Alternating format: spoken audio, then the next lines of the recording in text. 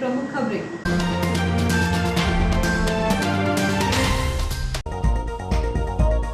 Corona काल के समय रास्ता बंद करने बनाई गई टीन की दीवार हटी। नदी पर आई बाढ़ से 3 घंटे बंद रहा हाईवे। सुक्तवा नदी पर बना अस्थायी पुल की ऊंचाई कम होने से बनने लगे बाढ़ के हालात। 34 वार्डों के लिए 97 केंद्रों में 79,331 मतदाता करेंगे मतदान। निर्वाचन को लेकर प्रशासनिक तैयारियां पूरी, रवाना हुआ मतदान केंद्रों के लिए दल। निर्माण एजेंसी के साइट इंचार्ज ने कहा, अधिकारियों ने ही नहीं बनने दी पक्की पिचीन, नहीं दी जर्जर पुल को तोड़ने की अनुमति। फिर धंस गई नए पुल की पिचीन, जर्जर पुल में झाड़ियां फंसने से रुकने लगा बहाव। रेलवे प्लेटफॉर्म से 6 अवैध वेंडरों के साथ पकड़ाए 3 किन्नर। अमृत महोत्सव के तहत आरपीएफ लगाएगी 500 पौधे। पहले दिन महिला बैरक में रोपे 50 पौधे।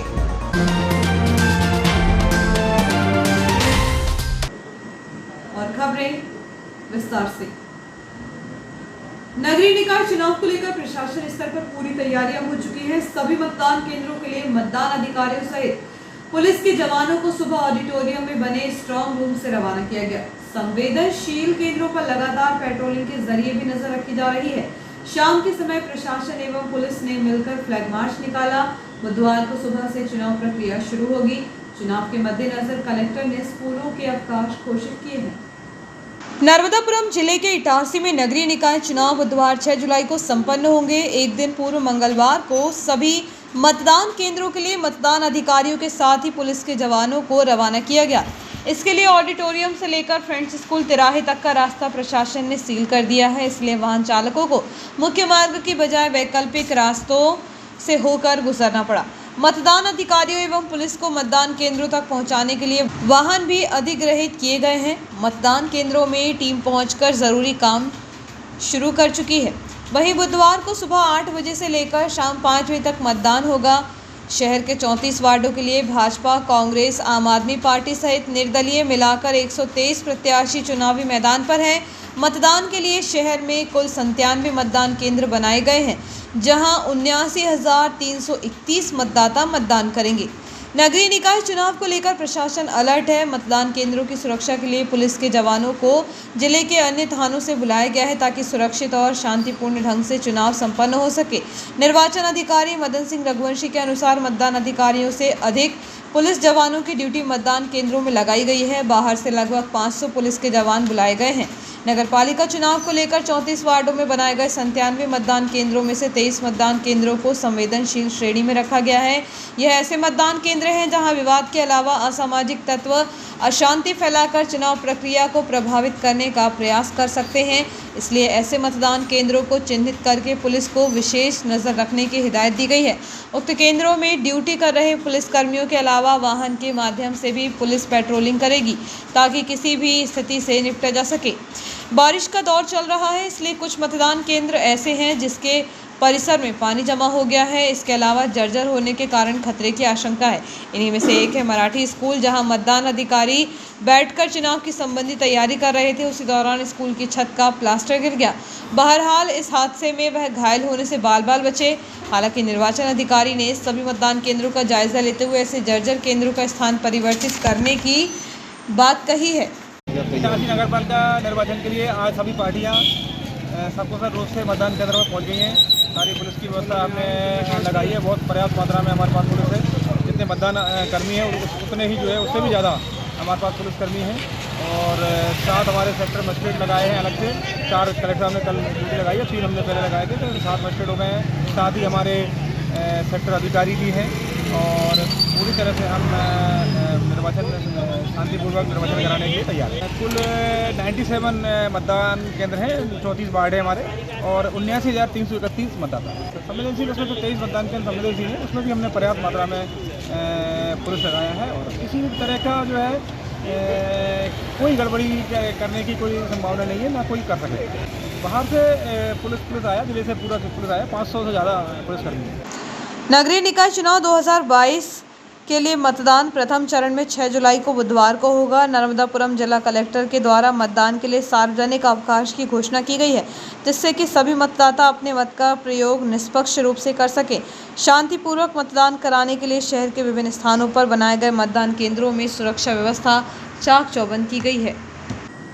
विगत 2 दिनों से रुक रुक कर हो रही बारिश के चलते मंगलवार को सुत्तवा नदी पर बाढ़ आने के कारण अस्थायी पुल के ऊपर से पानी बहने के कारण हाईवे के दोनों ओर जाम लग गया। हाईवे के साथ 4 लेन का रास्ता भी कुछ घंटों के लिए बंद रहा। प्रदेश के अन्य जिलों के साथ ही नर्मदापुरम संभाग में भी मानसून सक्रिय है। विगत 2 दिनों से बारिश का सिलसिला जारी है। बीती रात से सुबह लगभग 9 बजे तक हुई बारिश के चलते नदी नाले उफान पर चल रहे हैं। राष्ट्रीय राजमार्ग 69 पर पड़ने वाली सुत्तवा नदी में बाढ़ आने के कारण राष्ट्रीय राजमार्ग एवं 4 लेन का आवागमन बंद हो गया है। सुबह 11 बजे से लेकर दोपहर 2 बजे तक पुल के ऊपर 1.5 फीट पानी होने से हादसे की आशंका को देखते हुए पुलिस ने वाहनों का आवागमन रोक दिया था। दरअसल यह वही पुल है जिसे अंग्रेजों के समय का निर्मित पुल टूटने के बाद अस्थायी रूप से नदी पर बनाया गया था। वहीं 4 लेन पुल का काम जारी है, लेकिन उसका निर्माण कार्य नहीं हो सका। टूटे हुए पुल को भी दोबारा बनाने की कवायद नहीं हुई। यही वजह है कि अस्थायी पुल बारिश के दिनों में वाहन चालकों के लिए मुसीबत बन रहा है। खास बात यह है कि उक्त पुल को पाइप डालकर बनाया गया है, इसलिए बारिश के दौरान पहाड़ी पानी आने से नदी में बाढ़ के हालात बन रहे हैं। पुल पर बाढ़ का पानी होने से जब आवागमन बंद हो गया तो हाईवे के दोनों ओर 4 से 5 किलोमीटर तक वाहनों की कतार लग गई। हालांकि केसला पुलिस हालात को देखते हुए अलर्ट थी, इसलिए जाम के हालात नहीं बने, लेकिन 3 घंटे तक हाईवे पर वाहन खड़े होने से वाहन चालकों को परेशान होना पड़ा। हालांकि इस दौरान यहां से कोई एम्बुलेंस नहीं निकली। यदि किसी भी मरीज को गंभीर हालत में इटारसी अथवा भोपाल पहुंचाना होता तो बड़ी परेशानी का सामना करना पड़ सकता था। रेलवे जंक्शन पर फुटओवर ब्रिज पर सीधे जाने का रास्ता टीन लगाकर बंद किया गया था, जिसे अब खोल दिया गया है। बता दें कि कोरोना काल के दौरान प्लेटफॉर्म पर बिना जांच के कोई यात्री न पहुंच सके, इसलिए मुसाफिर खाने से फुटओवर ब्रिज तक टीन की चादर लगाकर रास्ते को बंद किया गया था। यात्रियों की परेशानी को देखते हुए जियो हेल्थ न्यूज द्वारा उक्त खबर को प्राथमिकता से प्रसारित किया गया था। तब रेल प्रशासन ने मामले को संज्ञान में लिया। 2 साल पहले कोरोना की दस्तक के बाद जहां ट्रेनों के पहिए थम गए थे, वहीं रेलवे जंक्शन के प्लेटफॉर्म पर लोगों को जाने से रोकने के लिए रेल प्रशासन ने जंक्शन के भी तमाम रास्ते बंद कर दिए थे। समय के साथ ट्रेनों का संचालन भी प्रारंभ हुआ, लेकिन कोरोना की गाइडलाइन के तहत कोरोना गाइडलाइन के अंतर्गत ऐसे किसी भी यात्री का प्लेटफॉर्म पर प्रवेश नहीं दिया जाता जिसकी स्क्रीनिंग एवं अन्य जाँच नहीं हो पाए। इटारसी रेलवे जंक्शन के प्लेटफॉर्म पर जाने वाले यात्रियों की जाँच के लिए मुसाफिर खाने से होकर रास्ता बनाया गया था, जहां जांच के बाद ही यात्री को फुटओवर ब्रिज में प्रवेश दिया जाता था। कोई भी यात्री इधर उधर से प्रवेश न कर सके, इसलिए मुसाफिर खाना और फुटओवर ब्रिज के मध्य टीन की दीवार रेल प्रशासन ने खड़ी की थी। समय के साथ कोरोना समाप्त हो गया। सभी गाइडलाइन को खत्म करके रेलवे ने 29 जून से ट्रेनों की जनरल टिकट भी प्रारंभ कर दी, लेकिन रेल प्रशासन ने बंद रास्ते से टीन की दीवार नहीं हटाई। यात्रियों को हो रही परेशानी को देखते हुए जियो हेल्थ न्यूज़ द्वारा प्राथमिकता से खबर प्रसारित की गई। तब कहीं स्थानीय रेल प्रशासन ने मामले को संज्ञान में लेते हुए मंगलवार को टीन की दीवार हटवा दी। टीन की दीवार हटने से अब यात्रियों ने भी राहत की सांस ली है। 2 दिनों से हो रही बारिश के चलते मेहरा गांव की नदी का बहाव भी तेज हो गया है। पहली बाढ़ में नए पुल की पिचीन बह जाने के बाद उसमें बोल्डर एवं मुरम भरी गई, लेकिन अब वह भी बह गई, जिससे हादसे की आशंका बनी हुई है। हालांकि ठेकेदार के साइड इंजीनियर की माने तो रेलवे के अधिकारियों ने ही पिचीन में दीवार खड़ी करने से मना कर दिया था एवं पुराने जर्जर पुल को तोड़ने की भी अनुमति नहीं दी। बाराबंगला से लेकर न्यूयॉर्क रोड को जोड़ने वाली सड़क और नदी पर पुल बनाने का काम 1 माह पहले ही पूरा हुआ था, लेकिन मानसून की पहली बारिश ने ही इसकी गुणवत्ता की पोल खोल दी। दरअसल नदी पर लंबे समय पूर्व पुल का निर्माण हुआ था। वह समय के साथ जर्जर होने के कारण उसकी ऊंचाई भी कम होने से बाढ़ की आशंका हमेशा रहती थी, जिसे देखते हुए रेलवे ने नए पुल का निर्माण कार्य कराया है। विगत दिनों उफान पर नदी आने के कारण नवनिर्मित पुल की पिचीन बह गई। हालांकि हादसे की आशंका को देखते हुए रेलवे के संबंधित अधिकारियों ने किसी तरह पिचीन के भीतर बोल्डर और मुरम भर दी, लेकिन बारिश में पानी के बहाव से यह टिकाऊ नहीं हुई। यही वजह है कि सोमवार और मंगलवार को उफान पर आई नदी के बहाव से फिर पिचीन धंस गई। पिचीन खोखली होने के कारण यहाँ से यदि कोई भारी वाहन गुजर जाए तो बड़े हादसे से भी इनकार नहीं किया जा सकता। रेलवे ने नवागत ADEN ने इसे गंभीरता से लेते हुए मंगलवार को स्थिति का जायजा लिया। इधर इस संबंध में जब निर्माण एजेंसी मेसर्स ओम प्रकाश मेघानी के साइट इंचार्ज जुनेद दुश्मनी से बातचीत की गई तो उन्होंने कहा कि कंपनी ने सड़क और पुल का निर्माण कार्य गुणवत्तापूर्ण ही किया है।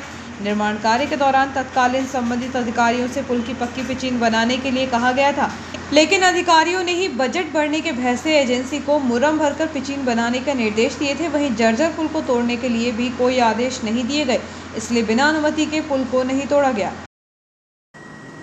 पुरानी टाउसी स्थित सरदार पटेलपुरा में पानी की पाइपलाइन विगत 2 माह से लीकेज है, जिसे दुरुस्त कराने के लिए बार बार की जा रही शिकायत के बाद भी नगरपालिका के अधिकारियों का ध्यान इस ओर नहीं जा रहा है। नगरपालिका की लचर कार्य प्रणाली के चलते शहरवासियों को अक्सर परेशान होना पड़ता है। लीकेज पाइपलाइनों को दुरुस्त करने के भी प्रयास नहीं हो रहे हैं। ऐसा ही उदाहरण है पुरानी टाउसी स्थित सरदार पटेलपुरा स्थित स्कूल के समीप का, जहां विगत 2 माह से पाइपलाइन लीकेज है। प्रतिदिन सैकड़ों गैलन पानी की बर्बादी हो रही है। पुरानी टारसी में पहले से ही पेयजल को लेकर काफ़ी परेशानी चल रही थी।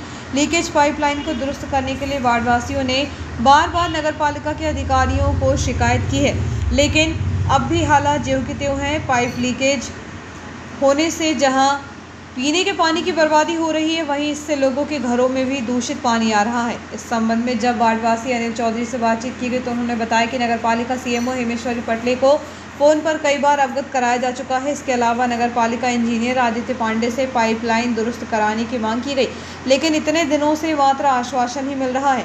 अभी तक पाइपलाइन को दुरुस्त नहीं किया जा सका है। इस संबंध में जब नगरपालिका इंजीनियर आदित्य पांडे से बातचीत की गई तो उन्होंने कहा कि नगरपालिका का पूरा अमला चुनाव ड्यूटी में लगा हुआ है। पाइप लीकेज की समस्या 6 जुलाई को चुनाव संपन्न होने के बाद ही हल की जाएगी। वक्त है छोटे से ब्रेक का, आप देखते रहिए जियो हेल्थ न्यूज़।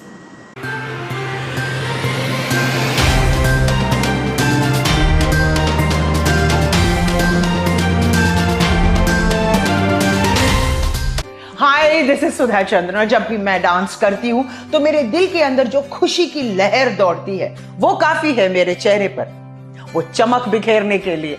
और यही खुशी मैं देखती हूँ जब बचपन प्ले स्कूल के बच्चे उनके टीचर्स के साथ जब इंटरेक्ट करते हैं। As we all know that the first 3-4 years of childhood are very very crucial because they are the formative years in one's life. और उसी टाइम पे they need that proper love, care and attention. Thank you so much Bachpan Play School for making this contribution, because only then our children will bloom and today's students are our country's future.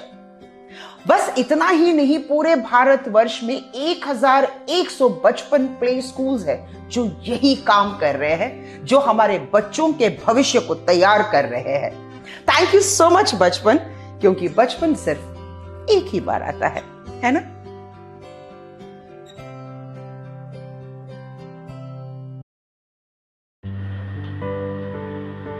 Genius planet CBSE नई दिल्ली से मान्यता प्राप्त genius planet senior secondary school, the first step to future. हम भविष्य बनाते हैं।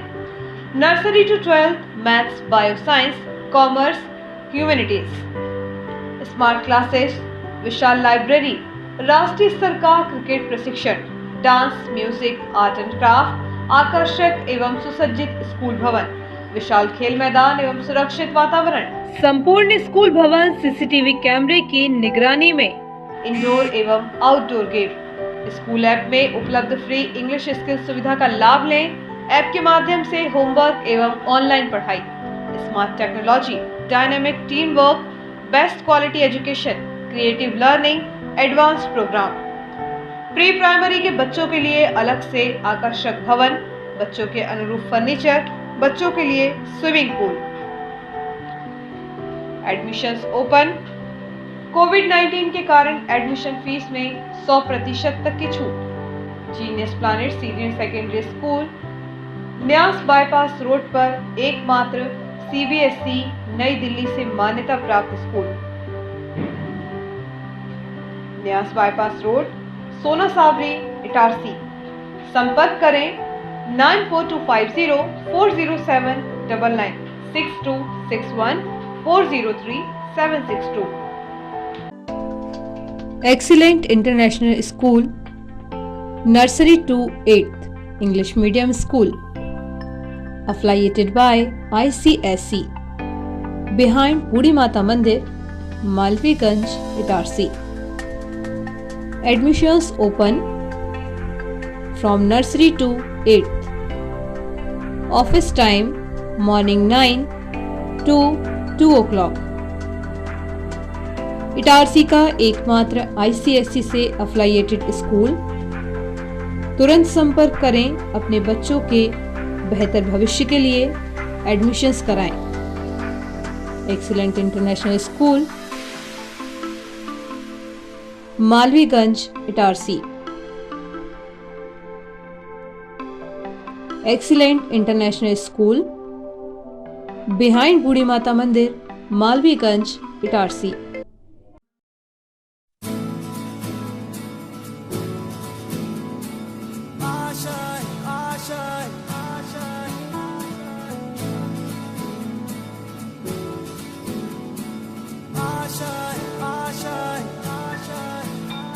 कुछ पाने की हो आस आस, कोई अरमा हो जो खास खास आशाएं,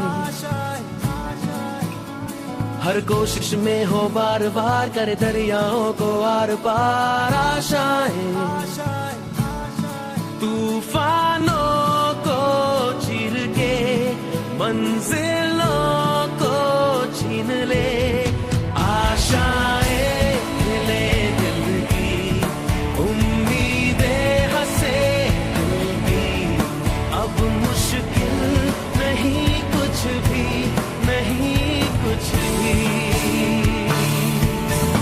आशाएं मिले दिल की, उम्मीदें हंसे दिल की, अब मुश्किल नहीं कुछ भी, कुछ पाने की हो आस आस, कोई अरमा हो जो खास खास आशाएं, हर कोशिश में हो बार बार, करे दरियाओं को आर पार आशाएं, तूफानों को चीर के मंजिलों को। आपका विश्वसनीय चंचल ज्वेलर्स अब नए शोरूम में गोल्ड प्लेटेड आभूषणों एवं नए डायमंड ज्वेलरी के साथ 1 ग्राम और 2 ग्राम वाली सोने की 4 चूड़ियां एवं कंगन, 1 ग्राम और 2 ग्राम वाला सोने का मंगलसूत्र, हार, करदौना, चैन, झुमके, बाजूबंद और सभी प्रकार के गहने, डायमंड सेट एवं एंटिक ज्वेलरी और फैंसी ज्वेलरी का अनुपम संग्रह।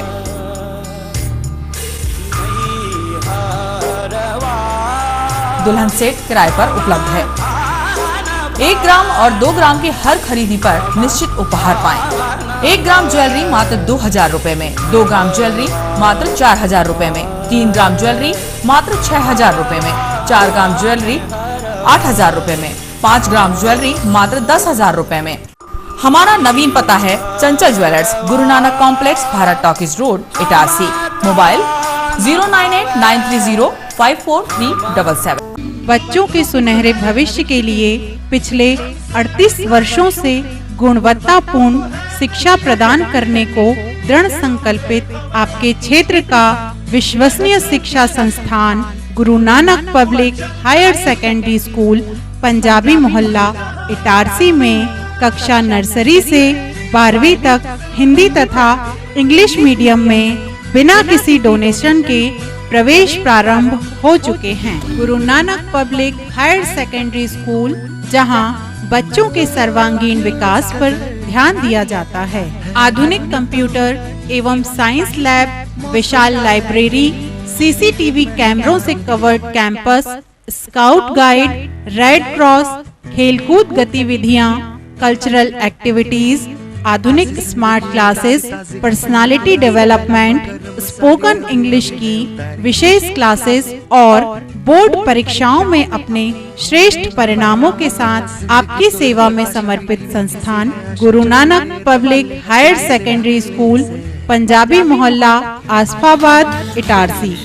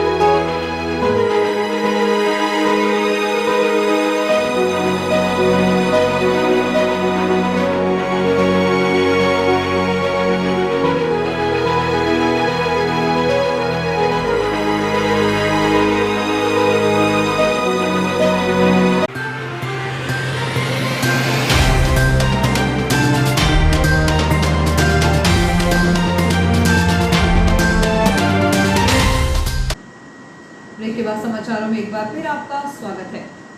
पश्चिम मध्य रेल भोपाल मंडल के खाते में एक और उपलब्धि जुड़ गई है। भोपाल मंडल को विस्टा डोम कोच पहली बार मिला है। इसकी सेवा शीघ्र शुरू होगी। विस्टा डोम कोच रेलवे की नई पहल है जो पर्यटन स्थलों की यात्रा को बेहद यादगार बनाने के मकसद से शुरू हुई है। इससे न केवल लोग प्रकृति के और करीब आएंगे बल्कि भारतीय पर्यटन को भी बढ़ावा मिलेगा। कोच में यात्रियों के लिए कुल 44 सीटें हैं। ये सीटें आरामदायक तो हैं ही, पैर फैलाने के लिए भी काफ़ी जगह है। ऐसे में बच्चों से लेकर बड़ी उम्र के लोग आराम से सफ़र कर सकते हैं।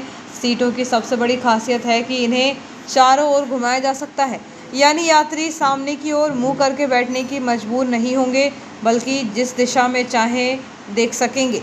इस कोच में यात्रियों के लिए मनोरंजन की सुविधाएं भी उपलब्ध होंगी। मंडल रेल प्रबंधक सौरभ बंदोपाध्याय ने कहा कि विस्टा डोम कोच मिलना भोपाल मंडल के लिए बड़ी उपलब्धि है। इस कोच की सेवा शीघ्र शुरू होगी। प्रकृति प्रेमी इस कोच में यात्रा के दौरान प्राकृतिक सौंदर्य का आनंद ले सकेंगे। रेलवे प्लेटफॉर्म पर अवैध वेंडरों के खिलाफ चलाई जा रही संयुक्त मुहिम के तहत मंगलवार को 5 ऐसे वेंडर खान पान सामग्री बेचते हुए पकड़े गए जिनके पास कोई कार्ड नहीं था। इसके अलावा आरपीएफ ने एक अनाधिकृत वेंडर और 3 किन्नरों को पकड़ा है। आरपीएफ द्वारा उनके खिलाफ रेलवे एक्ट के तहत कार्रवाई की गई है। जंक्शन पर चल रही अवैध वेंडरी को रोकने के लिए स्थानीय रेल प्रशासन अलर्ट। मंगलवार को संयुक्त टीम की कार्यवाही के दौरान ऐसे अनाधिकृत वेंडर पकड़े गए जिनके पास अधिकृत वेंडर होने की कोई सबूत नहीं थे। इस कार्यवाही के दौरान स्टेशन प्रबंधक डीएस चौहान, डीसीआई विकास सिंह और आरपीएफ के जवान शामिल थे। संयुक्त कार्यवाही के दौरान अलग अलग प्लेटफॉर्म से ऐसे 5 अनाधिकृत वेंडरों को पकड़ा गया। इसके अलावा आरपीएफ ने अलग से भी एक वेंडर और 3 किन्नरों को पकड़ा है। बताया जा रहा है कि किन्नर ट्रेनों में चढ़कर यात्रियों से चौथ वसूल करते थे। उनकी हरकतों से यात्रियों को परेशान होना पड़ता है। उक्त सभी अनाधिकृतियों के खिलाफ रेलवे एक्ट के तहत आरपीएफ ने कार्रवाई की है। नगरपालिका द्वारा तमाम प्रयासों के बाद भी शहर से आवारा मवेशियों की धमाचौकड़ी कम नहीं हुई। बारिश के दिनों में अब यही आवारा मवेशी सड़कों पर मंडरा रहे हैं, जिनके कारण अक्सर हादसे की आशंका बनी रहती है। आजादी के अमृत महोत्सव के तहत आरपीएफ द्वारा पौधरोपण कार्य शुरू किया गया है, जिसके तहत पहले दिन महिला आरपीएफ बैरक में 50 पौधे लगाए गए। आरपीएफ द्वारा आजादी के अमृत महोत्सव की शुरुआत की गई है। यह अभियान अब 15 अगस्त तक चलेगा। इसके अंतर्गत पौधरोपण के साथ ही अन्य गतिविधियां भी संचालित की जानी है। पहले दिन आरपीएफ थाना प्रभारी देवेंद्र कुमार के नेतृत्व में आरपीएफ के महिला बैरक में पौधरोपण कार्यक्रम का आयोजन हुआ। इस अवसर पर आरपीएफ के सभी जवानों ने फलदार और छायादार वृक्षों के पौधे रोपे। बताया जा रहा है कि स्वतंत्रता दिवस के पूर्व 500 पौधे लगाने का लक्ष्य रखा गया है। प्रतिदिन अलग अलग स्थानों पर पौधरोपण किया जाएगा। उत्तर मध्य रेलवे झांसी मंडल की वीरांगना लक्ष्मीबाई कानपुर सिंगल लाइन रेलखंड पर दोहरीकरण कार्य के तहत पश्चिम मध्य रसूलपुर, गोहा मऊ, भीम हुसैन स्टेशनों के मध्य नॉन इंटरलॉकिंग कार्य किए जाने के चलते कुछ गाड़ियों को निरस्त कर कुछ को परिवर्तित मार्ग से चलाने का निर्णय लिया गया है। गाड़ी संख्या 12597 गोरखपुर छत्रपति शिवाजी महाराज टर्मिनस साप्ताहिक एक्सप्रेस 5 जुलाई एवं 12 जुलाई को तथा गाड़ी संख्या 12598 छत्रपति शिवाजी महाराज टर्मिनस गोरखपुर साप्ताहिक एक्सप्रेस 6 जुलाई एवं 13 जुलाई को अपने प्रारंभिक स्टेशन से निरस्त रहेगी। गाड़ी संख्या 12103 पुणे लखनऊ साप्ताहिक एक्सप्रेस 5 जुलाई एवं 12 जुलाई को तथा गाड़ी संख्या 12104 लखनऊ पुणे साप्ताहिक एक्सप्रेस 6 जुलाई एवं 13 जुलाई को अपने प्रारंभिक स्टेशन से निरस्त रहेगी। गाड़ी संख्या 11407 पुणे लखनऊ साप्ताहिक एक्सप्रेस 5 जुलाई एवं 12 जुलाई को तथा गाड़ी संख्या 12408 लखनऊ पुणे साप्ताहिक एक्सप्रेस 7 जुलाई एवं 14 जुलाई को अपने प्रारंभिक स्टेशन से निरस्त रहेगी। गाड़ी संख्या 09465 अहमदाबाद दरभंगा साप्ताहिक एक्सप्रेस स्पेशल 8 जुलाई को तथा गाड़ी संख्या 09466 दरभंगा अहमदाबाद साप्ताहिक एक्सप्रेस स्पेशल 11 जुलाई को अपने प्रारंभिक स्टेशन से निरस्त रहेगी। इसके साथ ही अन्य ट्रेनें निरस्त होंगी। वहीं कई ट्रेन परिवर्तित मार्ग से चलाई जाएंगी। और आइए देखते हैं प्रमुख खबरें एक बार फिर।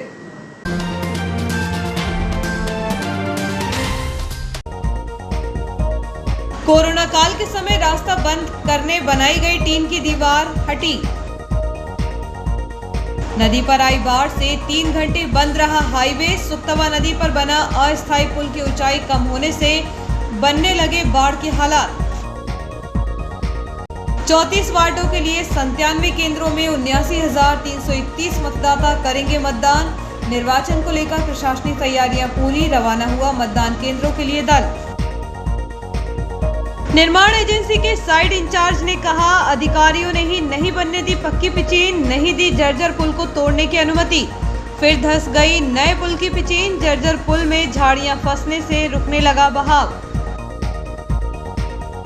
रेलवे प्लेटफॉर्म से 6 अवैध वेंडरों के साथ पकड़ाए 3 किन्नर। अमृत महोत्सव के तहत आरपीएफ लगाएगी 500 पौधे। पहले दिन महिला बैरक में रोपे 50 पौधे।